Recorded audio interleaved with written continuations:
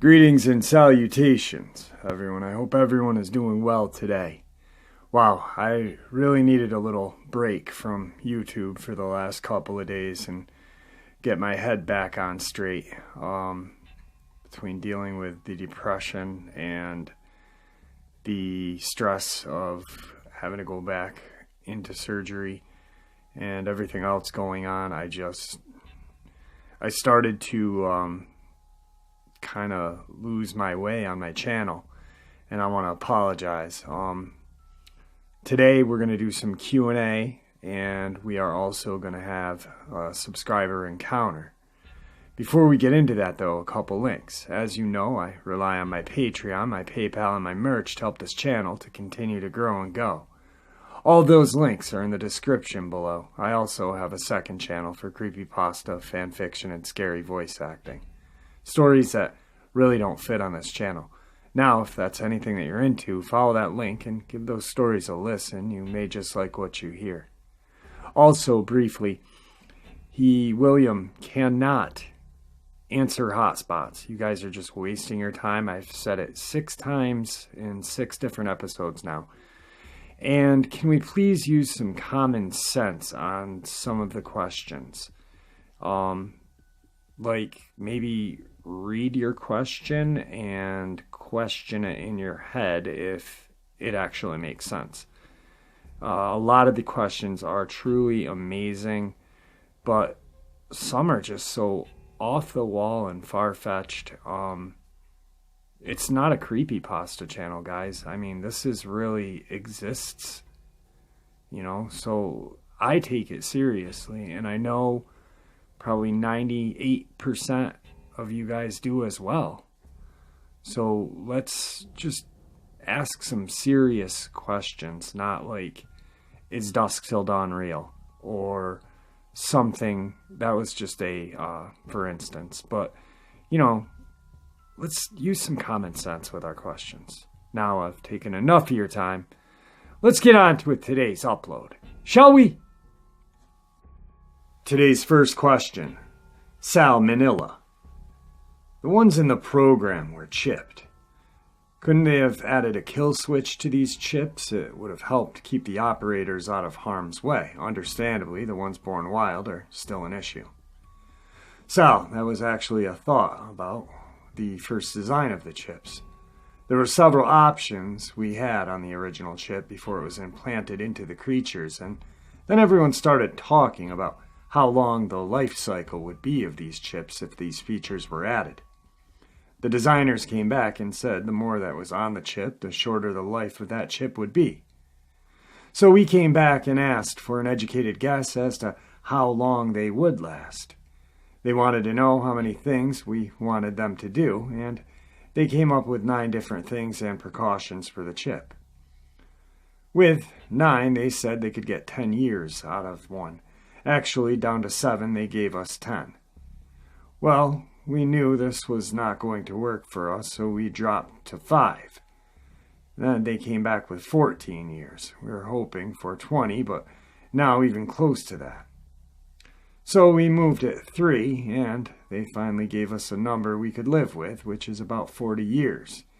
And we have many closing in on that date. Big Howard Shishin statement.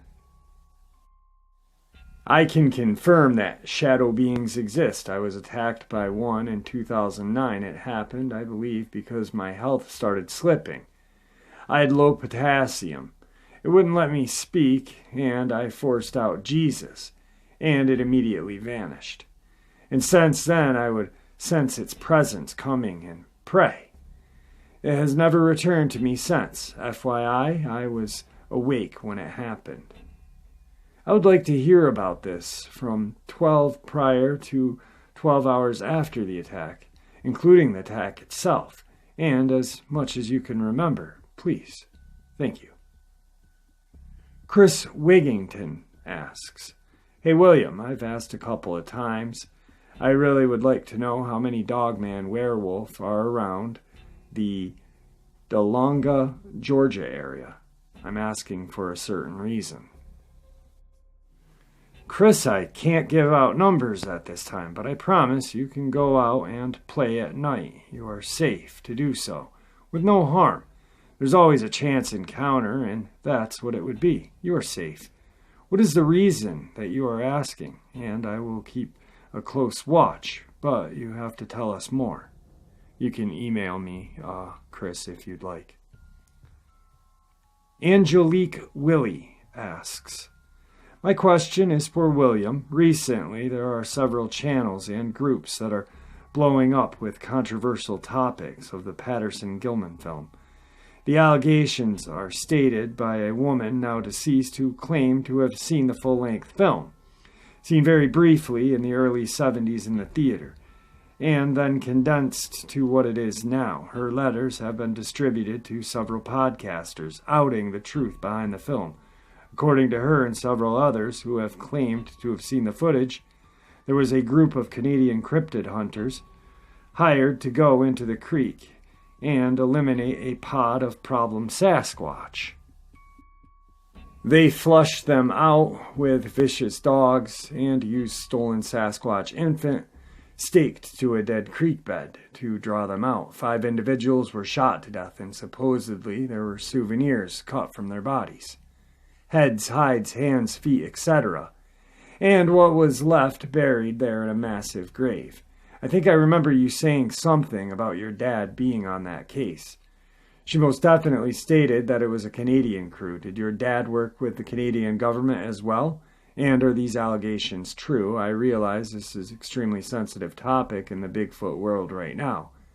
I hope you can shed some light on the topic.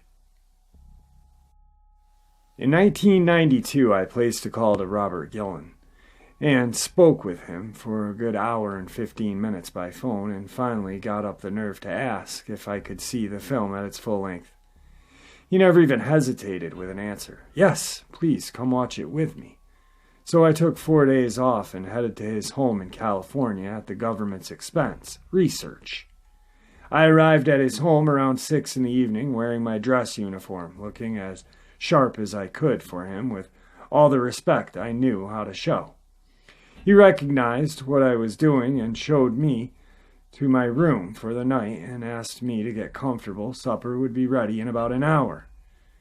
We then went and sat down in an enclosed screen porch, and his wife brought our meals to us. After his wife joined us and Bob blessed the food, we ate, and we all took our supper dishes back to inside kitchen. I was pushed out of the kitchen for trying to help clean the dishes, but the lady of the house was having no part of it.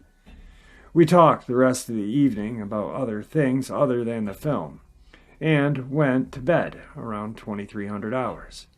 I was up early the next morning, maybe 4:30, and he followed at 5, and put some coffee on after we ate breakfast fit for a king. We put the original film in and started to watch it around 8:40.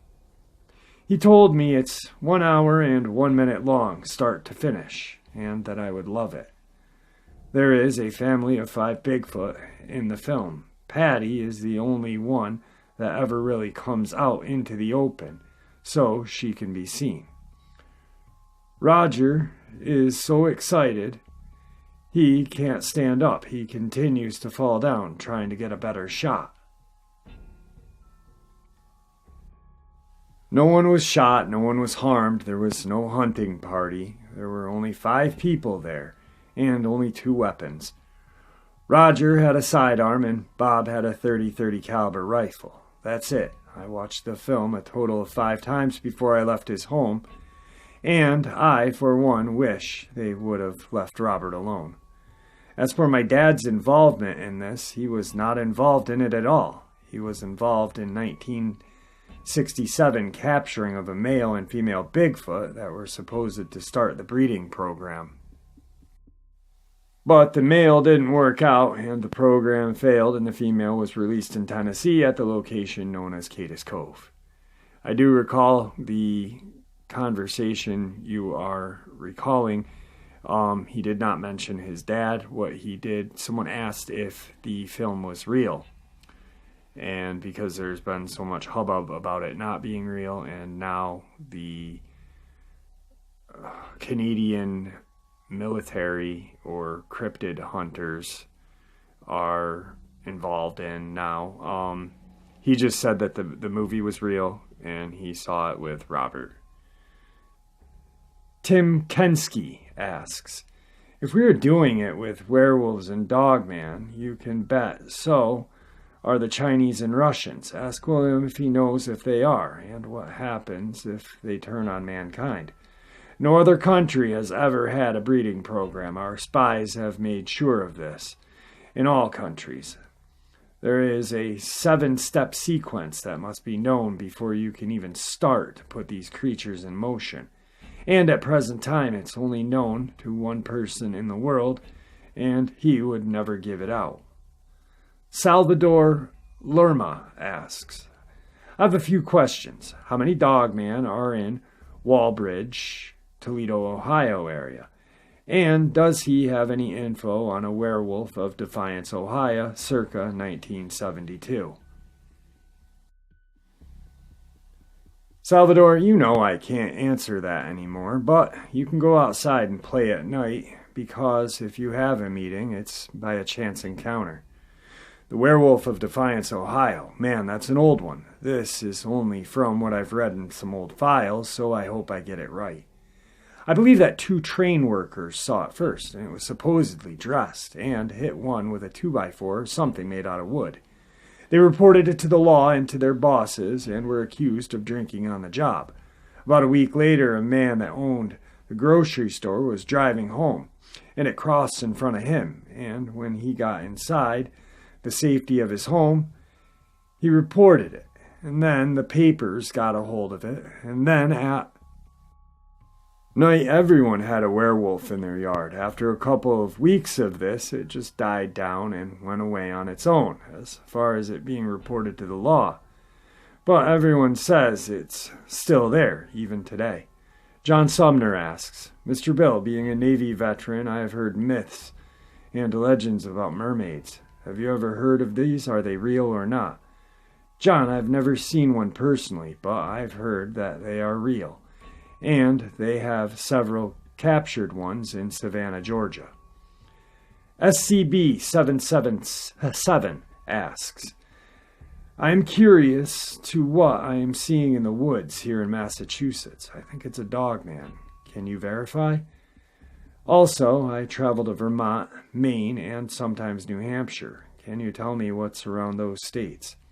SCB, I think I can answer both questions with one answer.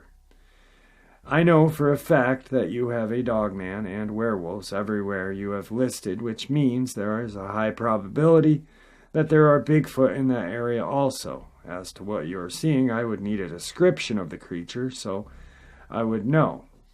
If it has its tail, it's a Dogman, no tail, werewolf, or Bigfoot. Sorry, I couldn't help any more than that. Today's second part, we'll break it up with a subscriber encounter. Hey Jeff, Luke here. Sorry, meant to get back to you sooner, just got tied up. So after that happened to my grandfather, his dad never saw the creature in detail to know what it was. His father started dropping him off at work and picking him up until he was able to fix an old car that was sitting around. As the days went on, he only saw the creature one time, sitting on the ridge, which was a ways out. After that, he didn't see anything for months, went back to his regular life, and ended up marrying his girlfriend at the time, later having a son, my dad. 6 months after he was born, strange things happened around the house, which was built on the same property. Tapping on the bedroom window, doorknobs being tested, things like that. It happened on a nightly basis, so one night he stood up and waited for the anomalies to happen, which it did. As it was tapping on the window, he snuck out on the side of the house to flank what was making that sound. To his surprise, it was the creature from the night a couple of years ago, with a scar on the side from being burned. The creature didn't see him yet, so he raised his rifle, chambered around. As he did, the creature quickly turned and took off, as he was firing shots at it. only focused on the one that took off. He didn't see the one that was creeping up on him until it was almost too late. Baffled, "There's two of them," he said as he fired a shot at the other one, as he quickly retreated into the home. Years went by with no other incident after that. A new group of walking wolves would traverse the property by the sign of the tracks and sometimes a visual, but no interaction, until one night when George, my grandfather, went to his son's room to check on him there. That thing was watching his son sleep, the bed right across from a window. Anger took over him as he rushed to the window. Them being only a foot apart, separated by glass, the thing smirked and walked off. I'll send the rest in 2 emails to write, so I cut some insignificant things out. If you require any other information, just send me an email and I'll answer you. That was a update or a part 2 of the Taylor, Mississippi encounter that happened to Luke's grandfather. Today's third part of the upload is some more Q&A. Chris Adams asks, "I was wondering what your take on why these creatures seem to take pleasure in tormenting people by giving them an evil grin and waving at them. It's a scare tactic, and it works well for what they are trying to do. It gets your attention, and then it stays in your mind if they move out of sight. They will use it as long as you allow it. In other words, you have to show them that you don't fear this creature and its actions, and you're willing to stand and face it." Archangel 03 asks, "What are your specs for your custom ammo?"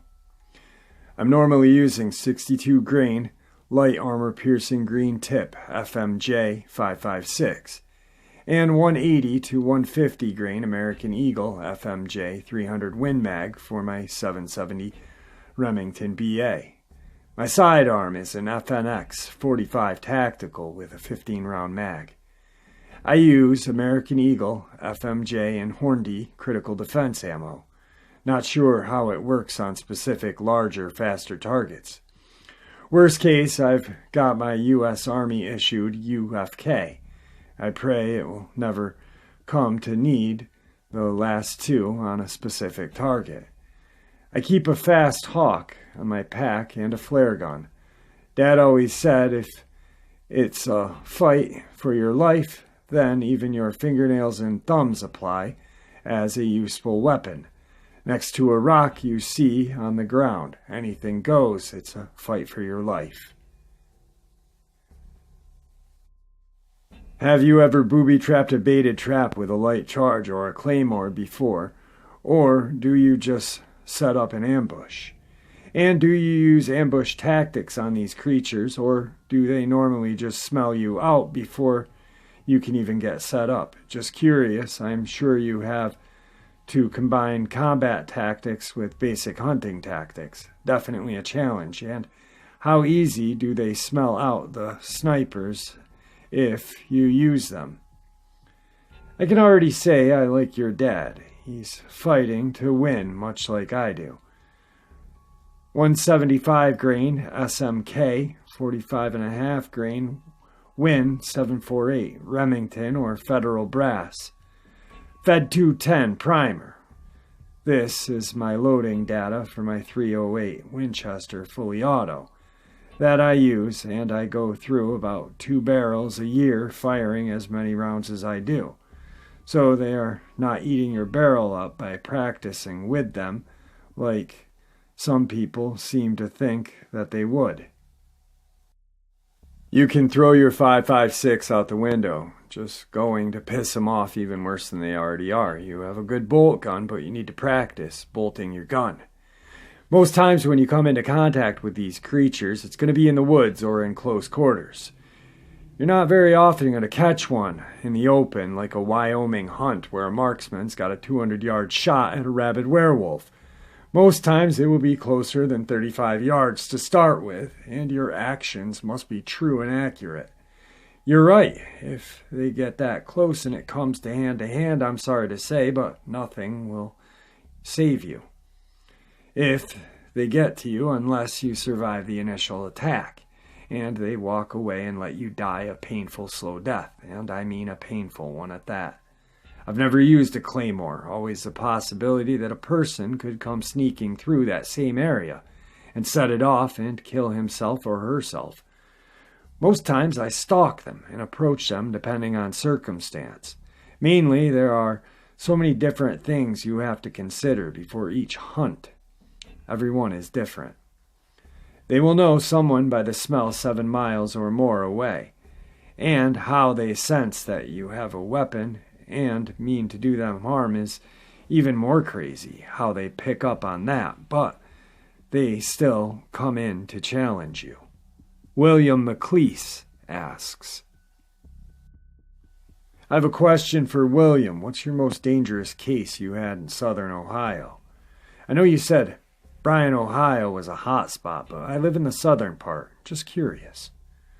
William, I guess it would be Waverly City, or in the county it's in, just outside of city limits. Anyway, I had an agent with me that had to relieve himself. Said he was going to be back about 40 feet. And he'd be back in about 4 minutes. After 7 or 8 minutes, started looking over my shoulder and could see him standing at the edge of a tree. So I thought he would be okay. After 15, just glanced and looked again. He hadn't moved, and I thought he must have bladder issues and was making a mental note to talk to him when this was over. And I saw his right arm swing out and back down in an unnatural way. And now I turned my attention to him. I could see he still had his pack on his back, so I thought, this is a good thing, and started making my way to him. As I got closer, I could hear something slurping and gnawing, and at this point I knew my agent was dead and something was feeding on him. It was not the first agent I had lost, but this was a Marine. I changed my course and came in behind and found 2 Dogman feeding on him, 1 male, 1 female. I never gave him a chance because he didn't give him a chance. I called in for a pickup for these creatures and for myself and my Marine. I carried what was left of him across my shoulder to the edge of town, and our pickup was swift. They sent a car to get us off the road before much traffic started by, and brought in a deuce, half, to get the bodies out of the woods and fields. Cindy Washington asks, I have a question.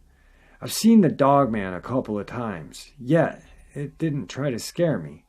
I do believe in God and have used the name Jesus to send strange paranormal things away. The Dogman found where I live, and has been to my place twice, yet it has not tried to harm me. I'm not saying it's friendly, nor would I try to pet one. Why was this behavior different than most accounts? Cindy, this Dogman is doing exactly what I've been telling everyone. They will act this way, trying to gain your trust, and just as soon as they do, they will kill you. And I will have to come and see your mangled body and then track this creature down and kill it. Does your husband also interact with it? Or is it just you alone? You have to cut off the interactions with this creature now. And if your husband has a gun next time it comes around, have him shoot a round off in the ground. Let it know that you have access to a gun. Do you have a dog? Just a mutt. Best warning system around. Will not stand and fight, but will bark and alarm you so you know something's wrong. Go to the pound and get yourself a mutt. Something no one else would want. Something that would be grateful and loyal to have a home. It will save your life. J.L. Soto asks, with Dogman and werewolves hunting, what do you think of the deer population dwindling, or is it not a concern? J.L., I am still seeing more deer than ever, actually. They're plentiful everywhere. I'm going to, and some places they are fewer, but also remember, they're nomadic, also, and they may or may not stay in the radius. given by biologists, as what they think they will roam as deer will travel to where the food is as well. They will not stay in one place and die unless someone has started to feed them. Then they become dependent on whoever's feeding them for their meals, just like your children count on you for their meals growing up till they can go out on their own. Vincent Richardson asks, I believe I've had multiple encounters with what I believe to be a female and a young dogman in Lake Timberline, Missouri. I guess my question would be, why would the pair decide to have several nonviolent encounters with a person? I was about 8 when this happened during the summer, a few different times, then again the next summer. Reason being is they were trying to get you into position that they felt comfortable with taking you and never did. So being patient and probable, having a good supply of food around and no pressure from other dogmen in the area, they stuck it out and tried again in following year, but sounds like you never got into position where they felt safe enough to snatch you up and go for the kill. Or it could have been that the release from the breeding program was just enough to keep them at bay. Casheri asks, just in case you can answer this, how did they transport the werewolves dogmans overseas? First, they were given something to relax them. Then they were led into a cage, 8 feet wide, 12 feet long, 8 feet high, and made sure they were made as comfortable as could be. There was a total of 112 sent into Vietnam, and none returned to their handlers, so this was a major problem. But all but one completed their mission. They were all males, and all, as far as I know, were wild ones. But they listened and did what they were asked of them and completed their mission, and then took their freedom in a country where I don't know if there were any females. They were sent over on a C-130 transport plane. I don't know how many they could take at a time. Maybe some Air Force personnel would help us out with this, please. You can see the gauge size above the figure and let me know how many planes it took to send all 112 at once. Thank you. Richard Cox statement. I will try to get some more intel out of my retired drug agent friend. In the previous episode, I mentioned the incident on the southern border where some traffickers were found mangled beyond what a person could do. My friend just won't accept the existence of Dogman, but does believe in Sasquatch. He chalks the incident up to a group of them. If you're at liberty to say, do you know if it was Dogman? Take care and Godspeed, Wild Bill. Rick. Hey, Rick. You think if you let him know that you're privately talking to a brigadier general about these things, he may be willing to change his stance about things. No names at this time, just ask about using my rank and see if that would shift his thoughts any. Also, there are more dogman in the area than anything else when I look, which means more than likely that it is what was done this. Without me seeing the bodies or pictures of the bodies, I'm just guessing. We have all 3 in and around the southern border. And it's every day we get calls about strange footprints from these areas from Border Patrol, but hardly any calls from them with sightings or cases with actual sightings. But we get bunches of bodies down there, just never get called to investigate. They always say drug trafficking, hack these people up, make examples out of them. Be careful, Rick. Stay in at night. Tim Scott asks, just wondering if William could maybe share some more stories with us. Love hearing his stories from his hunts. Tim, I'm working on one now here in the hospital, but I've hit a stumbling block and am going to need my file from some assistance to finish it. And as soon as I am released from here, I must go straight to Santa Cruz, California. I have something that must be taken care of out there. And then I will get back to work. Till my men get out of quarantine and get this done. Also, he did mention today he is working on a experience. So we have that to look forward to. Where's the hidden hand, asks. Question for William. Has any big three ever attacked human females sexually that you know of? I am sure that some of the attacks have been due to the sexually natured things. The 3 female agents we lost all were on their periods when they died. It just brought more of the Dogman in like they were flies. Even after Cindy had killed 3 more showed up and killed her while she was getting them ready for transport. Randy Beard asked. The main question to William. Why were these Dogman and werewolves turned loose in the forests of America and the world? What good could they possibly do for mankind other than kill innocent people? Well, to start with, I was against the release of the tagged ones. I had suggested other ways, but it was not up to me, and the order was signed. And it came time to do the release. We followed orders and started on the West Coast. We took 12 Chinook copters and went to Oregon and started to displace all of the Dogman. And then the werewolves across 16 states over the next 16 days. We then flew to Fort Collins, took a 4-day break, and then we spent the next 23 days flying to 17 states to set out the Dogman first, and then the werewolf second. Then we all flew back to Virginia and took 5 days off. We then started a 28-day dropping of Dogman and werewolf in the remaining 16 states. They are to be used as a utility of war should it come to our nation instead of humans having to fight. We have a fighting force of about 48,000 male werewolves to lead into a land battle or to meet an invading force of enemy. Brian Williams asked, William, how many scars do you have from all of these battles with these creatures? Well, let's see. The back of my neck is scarred bad from the Wyoming hunt. My back is also scarred bad from the Wyoming hunt. Makes Rambo look like he was very mild. Also from the Wyoming hunt, my right thigh was shredded, plus many more small cuts and bruises. That's just one hunt. I've had over 1,050 staples and stitches in my back alone, my neck over 300 stitches, and my leg almost 500, just from the Wyoming hunt.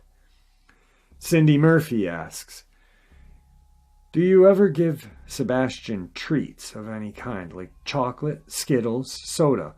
My husband asked me, thank you for all you guys do. Not so much candy, but hamburgers, pizza, and these types of things. Fast food. Can't give him things that have carbonization in them. Really has a bad effect on him. He loves beer. Alcohol, he likes it. But it's hard to get it to him. He likes to watch wrestling, and he likes me to read to him about what you guys are writing. Victor Porter asks, Jeff, can you ask William if Dogman or werewolf have any actual wolf DNA? Are they related to or have any DNA from any known dog breeds? Victor, when they were tested in our labs, they showed no wolf DNA whatsoever, as they are their own breed. As far as I know, they each their own breed, not related to a wolf or any other known breed of dog. Angel G asks, I'm just wondering, does the government look into larger supernatural hotspots or insane hauntings? Yes, I'm sure they do. It would be a different unit from mine. I would assume it to be something to be with the paranormal. John Sumner asks, Mr. Bill, in Branson, Missouri, there is a Bigfoot amusement park that has an expedition tour that guarantees you will have an encounter. What is your opinion on places like this? Because I heard of real encounters where they do the tours. Oh, really? Never heard of this. It's all news to me. Bill, I'll send you some information on that. John actually sent me the flyer. It's pretty cool. I don't know what to make of this, but man, it sounds wild. I say this, John. Me and you take a trip to Branson later in the year, once I get my unit back up and running and check this out. And Jeff, after he gets through his surgery and healed up so he can take his new gear out into the field with us and record this. And we will see if we can get something on film. How does that sound to the two of you? Tim asks, William, have you ever seen the Bigfoot Dogman research project videos where a dying park ranger who worked at the LBL confessed to seeing a Dogman werewolf attacking a young couple in 1979, I believe? He was fishing and not on duty at the time. He yelled to them to warn them, but to no avail. Can you confirm or debunk this? Tim, I went through everything I had for 1979 on the LBL and had nothing close to what you are describing. Actually, that was a pretty slow year for the LBL. Only 9 reports that whole year. Dana Tackett asked, about a week ago, I listened to one of your Q&As where a person referred to his mother indicated there had been a dogman in the vicinity of the border of Silverton, Ohio, zip code 45236, and Amberley Village, zip code 45237. I've moved to Deer Park, zip 45236, which is about 4 blocks away from this area. I live on a street about 6 blocks away from French Park, which is in Amberley, and has a large forested area for a city park. The lots in Amberley are also large, and most have wooded areas behind them for privacy. Last fall, in the early morning, a herd of 14 deer came running down the street. I was quite shocked because I usually only see 1 or 2 at a time. Could they have been spooked by a dogman hunting? I also spent my early years, 1962 to 1968, roaming these woods because I lived in Kennedy Heights on the other side of Silverton, Ohio. Never saw anything at the time, but one summer evening around 9, my mother saw what she called a large dog looking into the bedroom window. The police were called and they told her it was just a peeping Tom, but it'd be better not to go outside. Could that have been a dogman? I know you can't comment on how many are in the area, but if you will just look to see if it may be another hot spot, I'd appreciate it. Yes, it is possible they could have been spooked by a dogman hunting, but also remember, deer are nomadic animals. Also, they herd up and move frequently.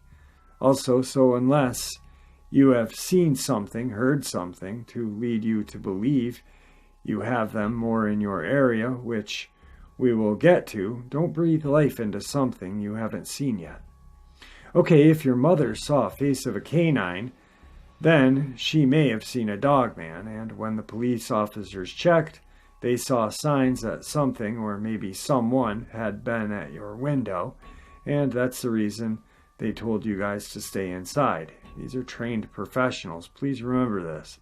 And yes, finally, Dana, that area is covered up in dogman, very bad, but right now there is nothing I can do about it. I'm in the hospital, and 4 more are in the hospital, and the rest are in quarantine for 45 days.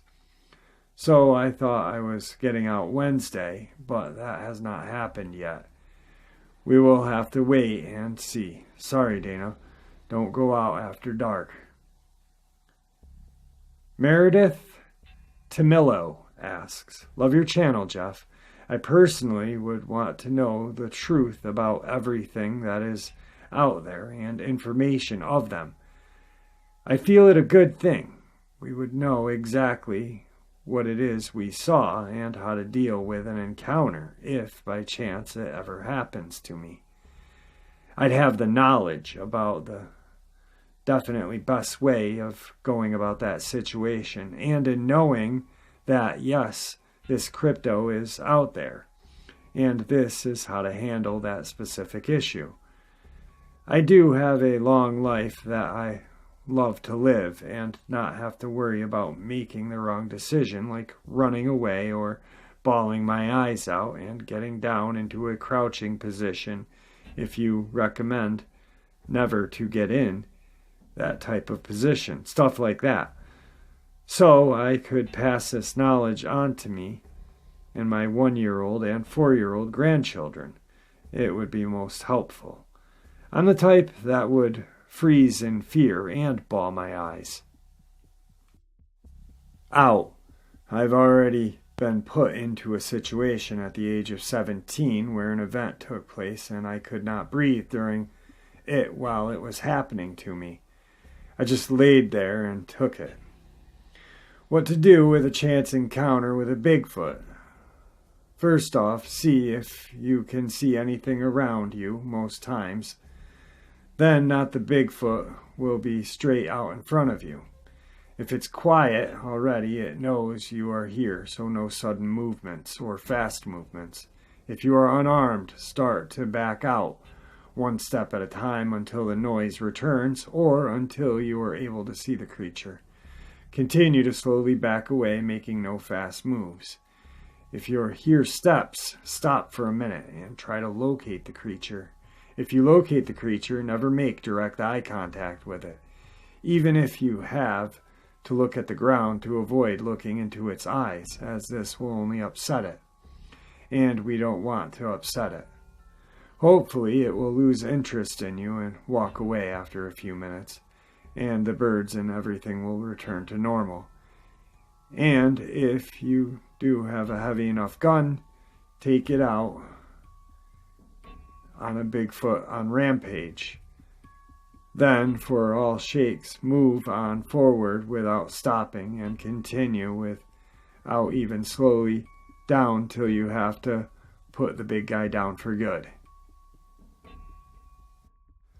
Dantes22 asks, looking for more of the stories that keep William up at night. Dantes, I'm working on another one, so just give me some more time, as I do not type as fast as I wish I could.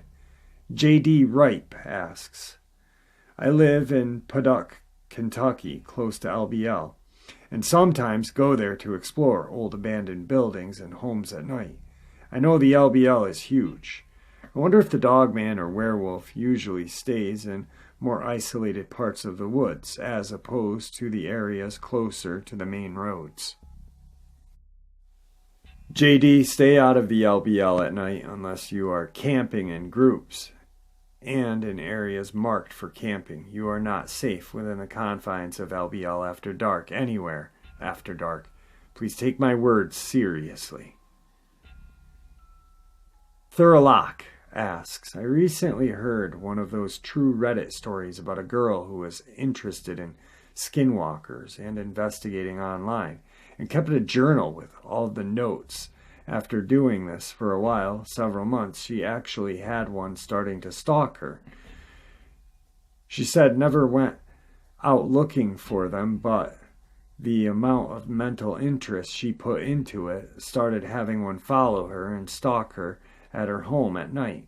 Makes me wonder, do the big three have a mental capacity of a psychic variety? I know Washington State is heavy with Bigfoot, but haven't heard much about the others. Can William let me know a generalized if this is a Bigfoot town, or can you expect some of the other two? I also have a photograph somewhere of a supposed Bigfoot from a trail cam provided from a friend of a chief of the Quinault tribe. I don't put too much faith into that whole Reddit thing. Never have and never will, but now that's just me. I've heard a couple good stories off of it, but that is what I felt they were, stories. I'm going to interject on that also. I read a little bit of that, what you were talking about. Definitely a fake story. Very interesting, well written, and very believable. But unless you have a Navajo or First Nation tie and you start doing these things, It's just not going to randomly, because you're collecting notes on skinwalkers. I have 6 different files and writings and stuff on skinwalker, ranging from Navajo to Ojibwe, and I don't have any problems with skinwalkers. So I think it was more or less a no sleep story or something like that, but I wouldn't put too much into it. I would say that the werewolves outnumber everything in Washington, followed by the Dogman, then the Bigfoot, only because what I can see with my instruments. Would love to be able to view that picture someday if possible. Let's end the night with a subscriber question and 2 encounters from that subscriber. First, my question for William. Does he know of, or has he heard of, werewolves or dogman using substances like alcohol or drugs? Also, I know he can't give numbers, but I would like to know how safe we are here. I live in Melbourne, Florida. And while it is mostly town, there are a lot of wooded areas, and the St. Johns River runs right through it. I will give you my 2 encounters, and you will understand the question. I used to be a heavy pot smoker, hence the request for anonymity. I just don't want or need everyone in my life knowing this. Anyhow, my first encounter.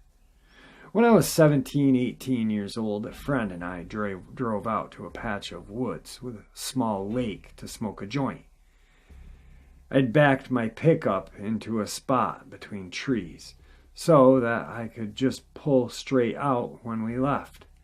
We were sitting in the truck smoking, and we heard what sounded like sticks and branches cracking and breaking, coming from in front of the truck. I turned on my truck headlights, and it illuminated a huge werewolf standing about 20 feet in front of the truck. It was just standing there, facing us head on. It must have been 7 to 8 feet tall, brown in color, with yellow amberish-colored eyes. I freaked out. I started my truck and peeled out of there as fast as I could, which happened to take me right past the werewolf to its left. It didn't interfere with us leaving, and I didn't stop or slow down for about 5 miles. That was in 90 or 2000. I've spoken to my friend about it recently, and he remembers it as the same as I do. My second encounter was 2003-2005. I was at my then-girlfriend, now in-law's home. They lived on the edge of town in Palm Bay, Florida. Theirs is the only house on the street, with the rest being wooded lots.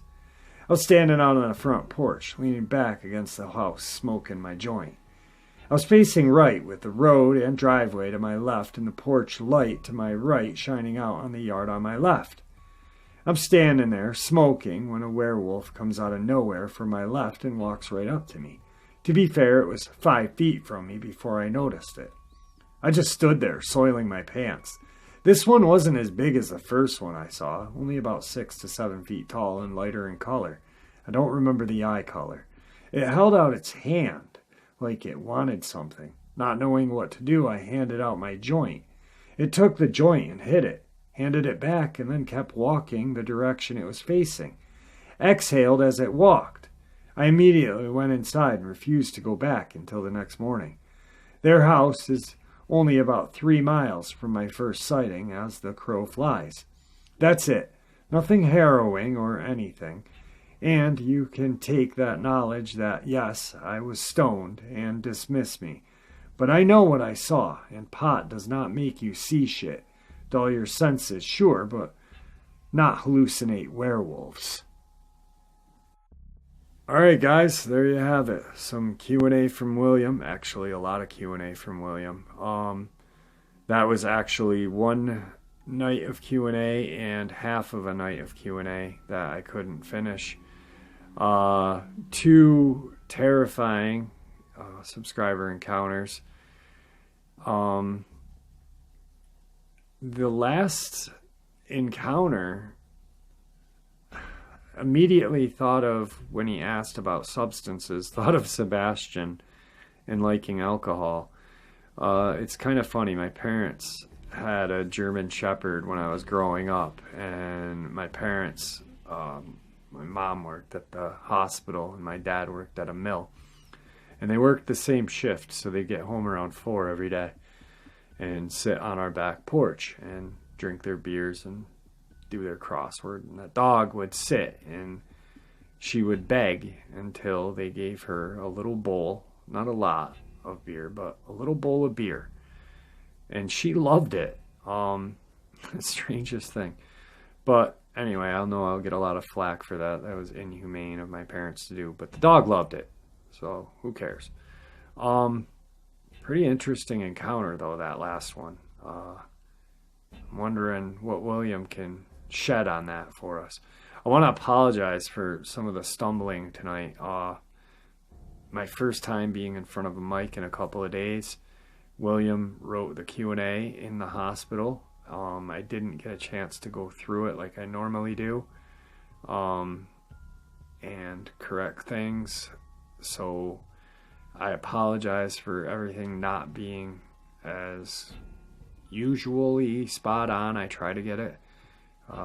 Tomorrow I will definitely be in a better place of mind, so I will definitely have a better upload tomorrow. I hope you guys enjoyed this as much as I enjoyed sharing it with you.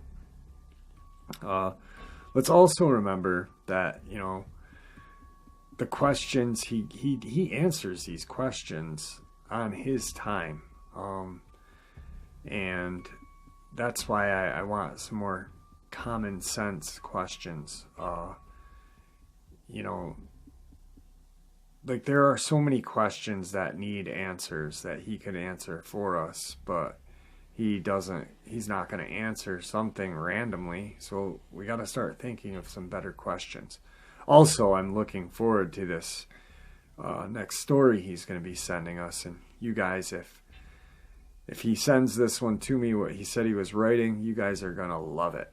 Anyway, I hope you guys enjoyed today, and I'll see you guys tomorrow. I'm going to work on my throat, drink some more tea, and tomorrow will be a definite better reading for me. So, sorry, and thank you guys. May the Great Spirit watch over every single one of you.